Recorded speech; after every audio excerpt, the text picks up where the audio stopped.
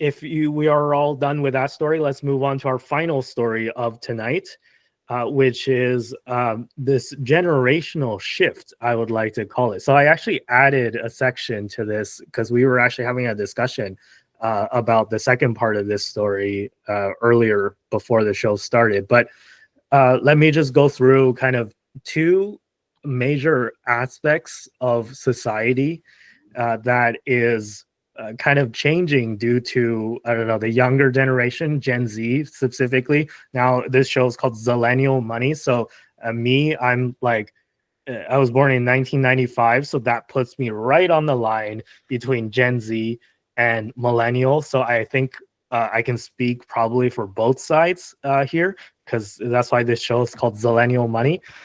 And yeah, I think that there's definitely been a big shift in the way that society has changed as Gen Z gets older and becomes part of the workforce and all that stuff.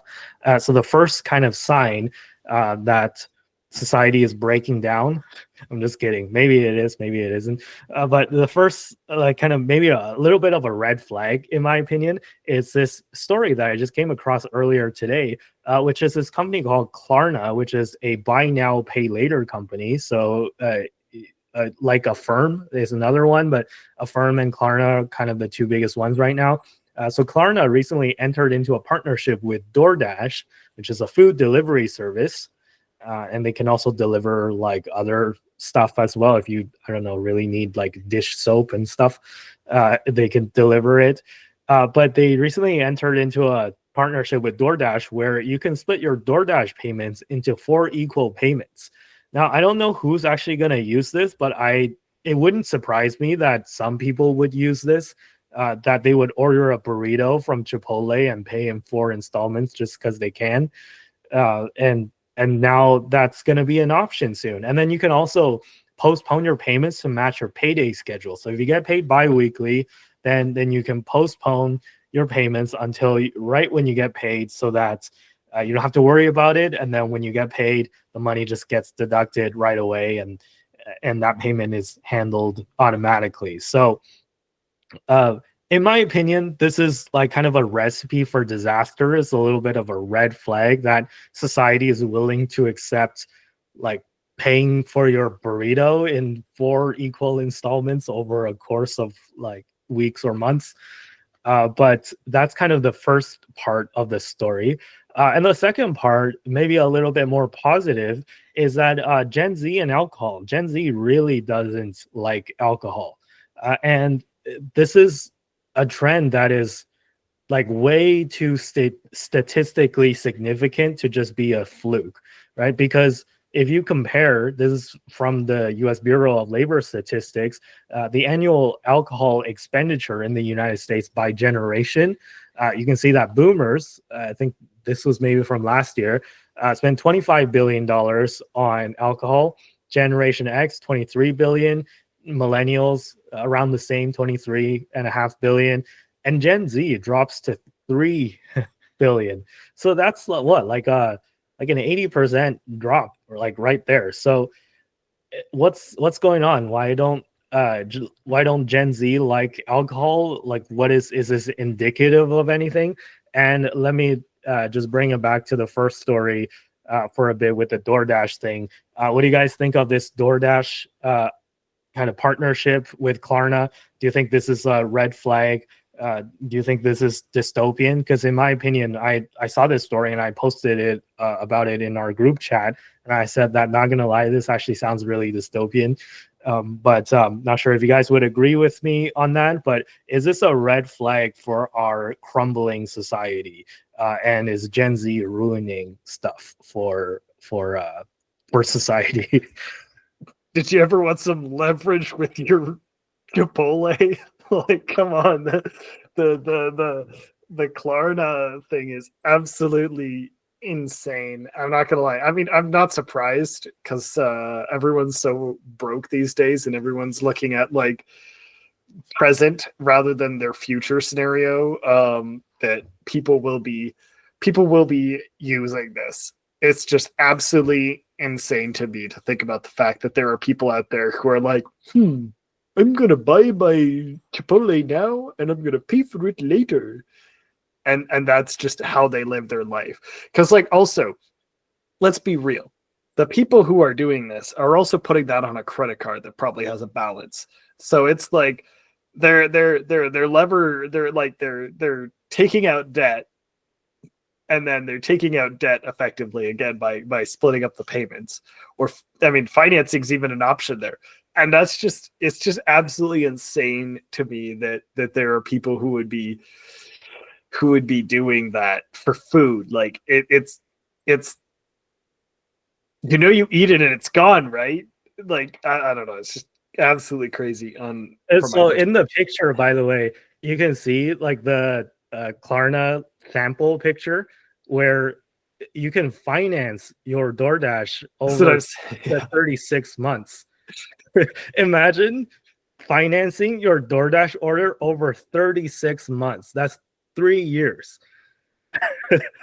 3 years later, you finally pay off the Chipotle you ordered on March 20th. Like what the that's so 2028 rolls around, you're like, yes, I paid off my Chipotle from 2025. Could wipe Then out that debt. how many burritos do you have on your your credit at that point? Do you have to how many burritos are you paying off by the time you get to 5 years? It's kind of crazy. Yeah, you just got financed burrito after burrito. You just every day you're just financing more burritos. You're eventually just financing the finance on your burritos. It's just, oh my god. That is it's I feel like it's definitely dystopian. Like I feel like this is like wow, people can't afford anything in this day and age. Not even DoorDash. So that's just a fun, absolutely insane thing that they're doing. And the worst part is that people will definitely use this, and I feel like this is something where this honestly probably shouldn't be an option for people, because the people who will be using it are the people who are so screwed on their finances already that they're just shoveling dirt on into the hole that like out of the hole that they're digging. Like they're just going as far down as possible. Like you're pulling up with a backhoe and you're just like scooping dirt out now instead of like just using a normal shovel. So it's just absolutely it's absolutely insane. Anyway, on the alcohol thing, yeah, I don't think Gen Z is not drinking the booze nearly as much as the other generations. And I can speak to that. Like I definitely drink a lot less than some of my um, I have siblings that are older than me in the millennial cast, and they definitely consume a lot more alcohol than I do. I rarely drink alcohol. And honestly, some of these is probably just the fact of like COVID, for example. I feel like that being such a significant time frame, and like my specifically case was like during university and stuff. So it was like, I didn't really develop a habit of drinking a lot that I feel like is something that people had a lot more. Because like I don't know about you guys, but like drinking alone at home, it doesn't feel great because alcohol doesn't taste very good. So it's like I'm sitting there alone in COVID times, drinking alone. That just feels really depressing. And then, you know, you never don't build a habit of it, and you just don't continue the habit because you don't have the habit, right? Whereas I feel like a lot of the time, like I feel like a lot of people in like the older generations, there was much more of like the social drinking going on. So uh they were social drinkers first, and then they have a glass of wine with like dinner kind of thing more frequently. Whereas with me, the social aspect fell off hard, very hard. Not that I drank a ton before, but like once it was gone, it was not really coming back, right? And there was like 2 years of COVID, right, where it was like actually locked down. So you know there was just no that, like, if you did have a habit of drinking a lot, you got that broken pretty quickly, I would say, at least from my perspective. but also I think there's also just probably a generational perspective. I suspect there's also more like weed usage, for example, like in Canada, than there would have been with older generations, since it's now legal. But we don't actually have the stats on those handy. But it's possible that the Gen Z is consuming that at a higher quantity, and that's why we're not finding out. Or where like they're not buying alcohol, they're instead buying other substances. Or maybe we're just maybe Gen Z just doesn't like drinking and doesn't like substances that change the brain chemistry. Maybe we're just not that into it. We got video games and we got other stuff, so maybe that's where all the energy's going. But who knows? Maybe we're just healthier, right? So no, your Totally. opinion. Yeah, on the Klarna thing, I agree. It's just creepy and dystopian. It's just too much. Like, why?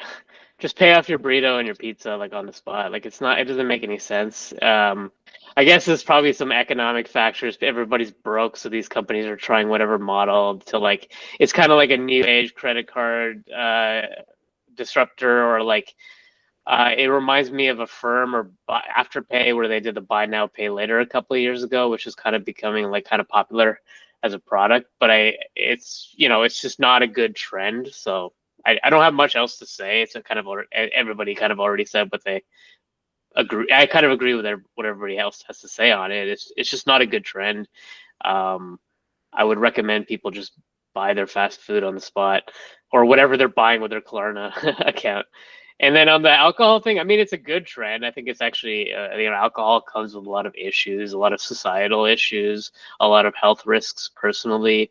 I'm not Gen Z, I'm a millennial, so I'm very much in that demographic that binge drank his way through university and the rest of his 20s. And I drank a lot of alcohol in a very unhealthy manner. I recently, as I gotten older, I have been trying to just stick to social drinking or maybe a couple drinks a month if I am drinking at home.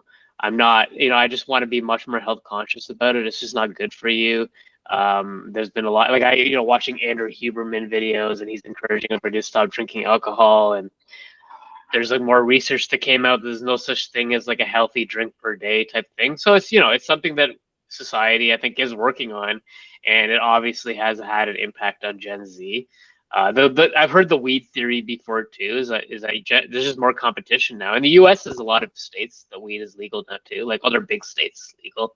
So like there's a few 100 million people that have access to legal weed in America, and 30 million Canadians. So like if you're buying $100 of weed every couple of weeks, then you probably have less money to buy alcohol too. So there's like a whole substitution effect associated with it, where like you got to devote your money to one drug. So people are picking weed, and it kind of makes. I don't know for sure if that's the reason why. That's what I've heard. I've heard the theory, and I think it kind of makes sense. But I think overall it's very positive that you have an entire generation basically getting rid of what might be the most dangerous drug in the world.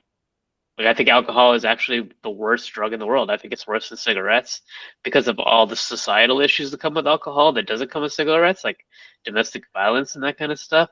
So I actually think it's a very positive thing. I hope this trend continues.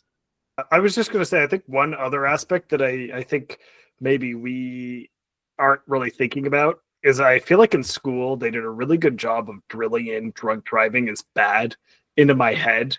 So like it doesn't even occur to me to consume alcohol and then drive ever, even though there's a legal drinking limit. Like if I consume alcohol, I do not drive. If I am going to drive, I will not consume alcohol. And because of that effect, if I'm driving anywhere and I'm offered alcohol, I just won't consume it. I'll just be like, no, it's okay, I've got to drive.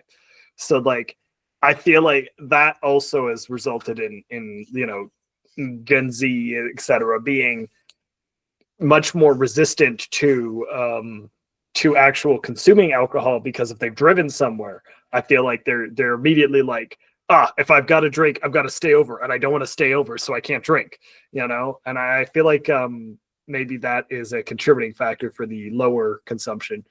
But I just thought of it earlier, so I was gonna say that. Since we're on the topic, I'll go in reverse order just so that we can like match up the topic. But yeah, on the alcohol thing, this is for me personally. I'm Asian, in case y'all haven't noticed, but for I think it was like a third of all East Asian people have this condition called Asian red face or Asian glow, whatever it's called. But it's basically like your body lacks this certain type of enzyme that breaks down the alcohol, and this compound that is in alcohol, it doesn't get broken down because your body doesn't have that enzyme. So then your body has, I don't want to say like an allergic reaction, but it's like a reaction that you would not have if you had that enzyme. So as a result of the reaction, it dilates your blood vessels like a lot more than other people, and the result of that is that like your face just goes completely like flush red, like a tomato, like literally like a tomato color, and then if I keep drinking, like, so I have that, right?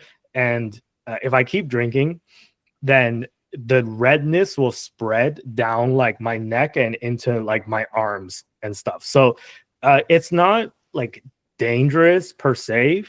I've heard of people say that like it makes you more susceptible to, you know, certain long-term conditions associated with alcohol. But like, I mean, I haven't really, like, I don't like drinking, especially not that much. So I guess I've never really tested the limits of it, and I don't want to. But like, the temporary effects is that like my face just feels really hot as well, so it's uncomfortable if I drink a lot. So that's the first reason why personally I don't like drinking. And it's also yeah, as Tristan said, it's like the depressing factor, right? I don't drink when I'm by myself. Usually I've only done it like less than 10 times in my life where I just like, you know, decide to crack open like a thing of alcohol when I'm by myself. And actually, the last time I did it was like on the eve of the tariff war between Canada and the US, where the first wave of tariffs hit. And I was like, I'll crack a Molson Canadian in honor of patriotism. But that was like literally the first time I've done it in like over a year where I've had anything that was like alcohol, that had alcohol in it when I was not with somebody or like when I was by myself. Right. But yeah, I mean, the second reason is just emotional, I guess. And I just frankly don't really like the taste. I'm much more addicted to soda, which I know, Sunil, you mentioned that maybe it's like Gen Z's healthier because they drink less alcohol. Maybe not so, because like I've just substituted like the alcohol addiction that other generations have with soda addiction. So recently I got this orange cream Coca-Cola that was just recently released. And I tried that one. I tried that recently. yeah, it's absolutely great. And I'm not being sponsored by Coca-Cola to say this. I wish, believe me, I wish I was, but it's fantastic. And as you can see here in Canada, we have a Health Canada warning for high sugar. So yeah, that's kind of like my kryptonite, where I don't feel the need for just cracking open a beer, but I do feel the need to crack open a Coca-Cola, especially if they have like fun new stuff like the orange cream one. It reminds me of the movie theater once, you know, like the machines at the Cineplex where you can like mix and match different flavors and you can make like an orange flavored Coke. So I haven't had something like this since last time I went to go see a movie, which was quite a long time ago. I don't even remember what the last movie I saw was. But Tristan, you wanted to add something. I thought the orange Coca-Cola was pretty mid. I don't know if you caught that, but it's kind of I got a case too, and I was like, it's okay, but I don't love it personally. I did get Pepsi cream soda though, and that one was also not as good as I was expecting, but also not bad. Interestingly enough, I saw that for sale. I was like, oh, I gotta get this.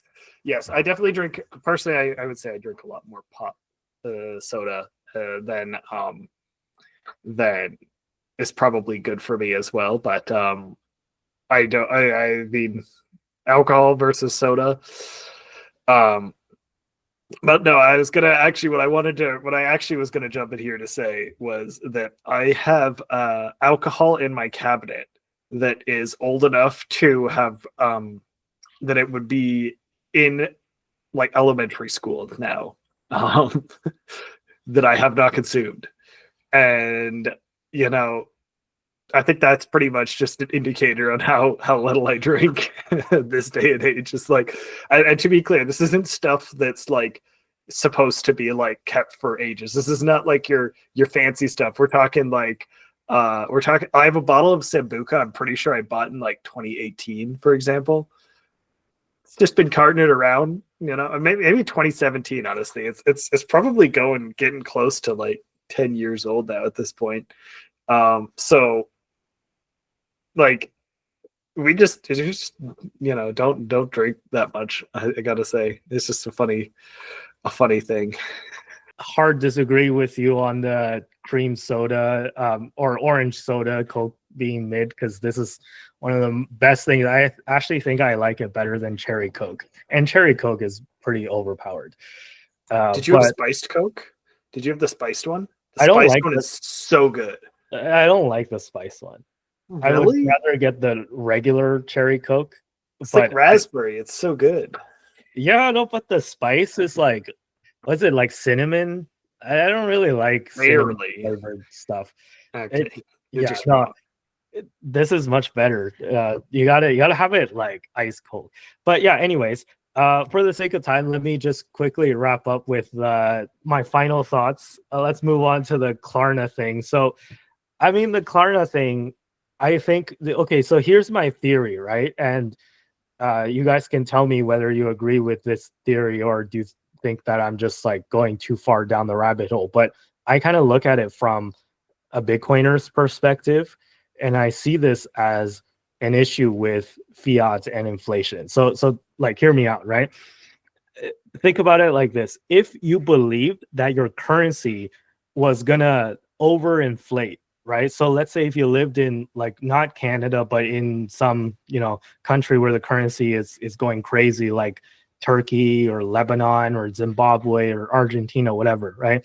If you lived in one of those countries, then maybe like financing your Doordash over 36 months would make sense, because if inflation is super high, then your payments are going to get easier and easier over time. You can have your benefit now, eat your burrito, and then your debt gets easier and easier to pay off over time as it gets inflated away, right? So I feel like Gen Z, especially with COVID, but even before COVID, we've seen big price hikes in, you know, stuff like housing and university education and all that stuff. That was a problem before COVID, but COVID just like put that on like steroids, where inflation is top of mind for Gen Z, and that's kind of, it hit right when Gen Z was entering the workforce. So it's like it hit right where it hurts the most. And I feel like Gen Z has just been like hit so badly by inflation that this inflation mindset is ingrained into the Gen Z person's head, where they just think that, oh, I'm going to finance everything. And as the currency inflates, it actually gets easier for me to pay it off. So whenever I get a chance, I'm going to drag any payments as long as I possibly can, because I know that my debt is going to be worth less and less in the future, which means that it's going to be easier to pay back. So this is my totally biased Bitcoiner's view, and this is like kind of my argument on why Bitcoin is so important. But I'm gonna get what you guys' thoughts on this are. Do you think that I'm just going too far? I'm just trying to make something out of nothing, or do you think that there's maybe a small point of accuracy in what I just said? If you're planning to spend all your money buying Bitcoin instead of you know, buying your burrito, maybe. But is the $10 for your burrito really going to make a difference? That's kind of where I'm going with this, but you know, oh, every sat matters, man. Every sat matters. One sat equals one sat. One Bitcoin equals one Bitcoin.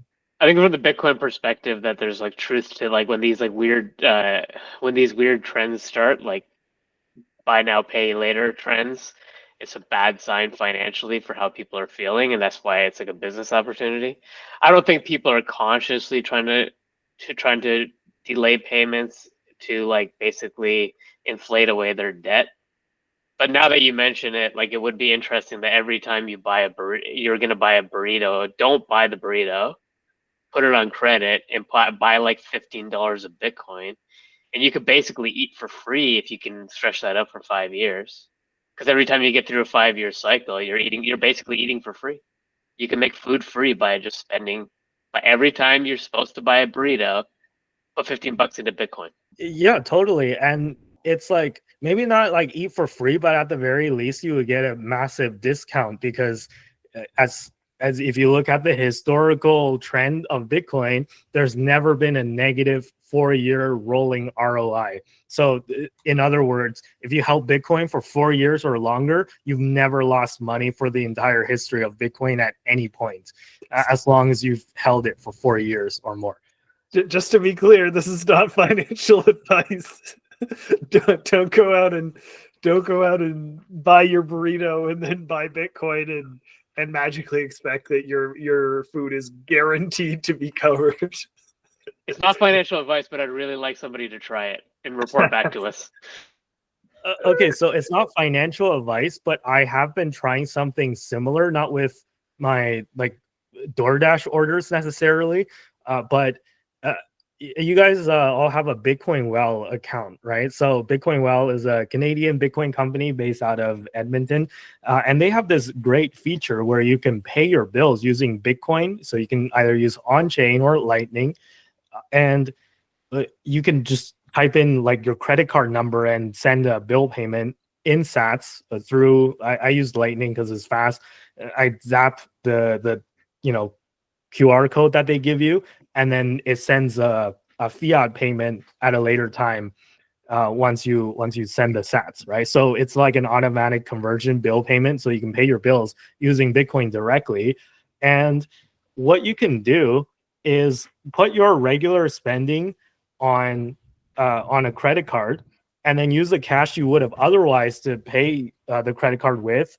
You use it to buy Bitcoin, and then you hold it in your Lightning wallet, and then you wait a month. And in times like these, although like it probably would not have worked over the past 3 months because Bitcoin's gone down, but in a bull market generally, it'll work where you just hold your Sats for a month, and then a month later the price is higher. It uses less Sats to pay that same bill.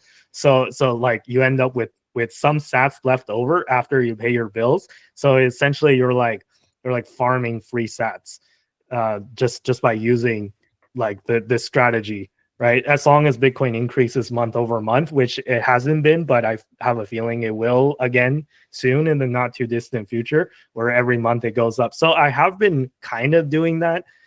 And yeah, I mean, like sometimes I break even, sometimes I take a small loss, but a lot of the times I take like a 5 to 10% discount basically on my credit card bills. And it's a credit card, right? So you can use it to buy whatever you want. You can use it to buy burritos from Chipotle if that's, and then essentially finance it using Bitcoin over the course of like a month.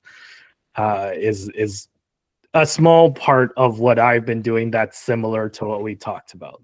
Yeah, I do similar things where I buy Bitcoin and carry some credit, and hopefully during the cycle you can just find opportunities to pay your credit off for cheaper. But I do a little bit of that for sure. I mean, I don't it's not as calculated as every time I buy a burrito, but maybe I'll try that next.